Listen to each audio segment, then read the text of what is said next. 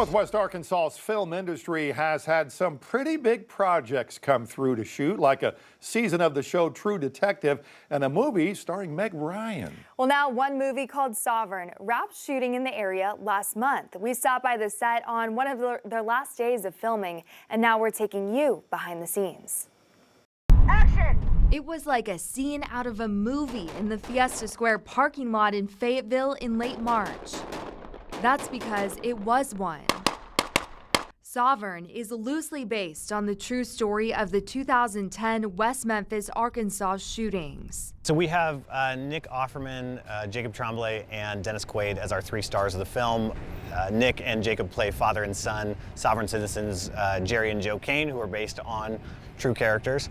Dennis Quaid plays a police chief who is, inspired by sort of other law enforcement people involved in this story. 45-year-old Jerry Kane and his 16-year-old son Joseph considered themselves sovereign citizens, which means they didn't believe they had to follow any laws. When they were pulled over by West Memphis officers Brandon Powdert and Bill Evans in May of 2010, Jerry attacked one of them. Then his son started shooting an assault rifle at them. Powdert and Evans died in the exchange of gunfire. Jerry and Joseph were killed in a second shootout when officers caught up to them in a Walmart parking lot. What inspired me was just the subculture of sovereign citizens. It was just one of those crimes that when I first started researching about it, it was just really felt like it was ripe for a sort of movie.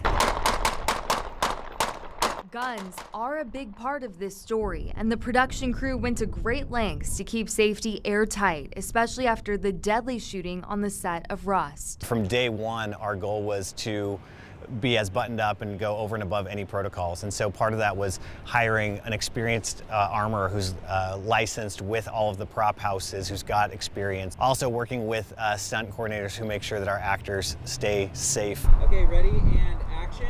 And while it would be easy to film this story in Hollywood, producer Nick Moceri sees how resources supporting productions in Northwest Arkansas are growing. There's been incredible sort of boom of production here in Northwest Arkansas, and companies like Rock Hill, Christopher Crane, the film commissioner. I think there's just been a lot of things that have filmed here, and so we felt like there was a good crew and resource base and just a great variety of locations to film and tell the story. Director and screenplay writer Christian Swagel says the movie is not about glorifying the crimes of the father and son, but rather showing how personal tragedies in Jerry Kane's life may have been what pushed him into delusional beliefs. But a lot of times there's something really real that drove them to that belief system, whether it was, they lost their home in the housing crisis, or they've had problems with the IRS, or, they're just in poverty.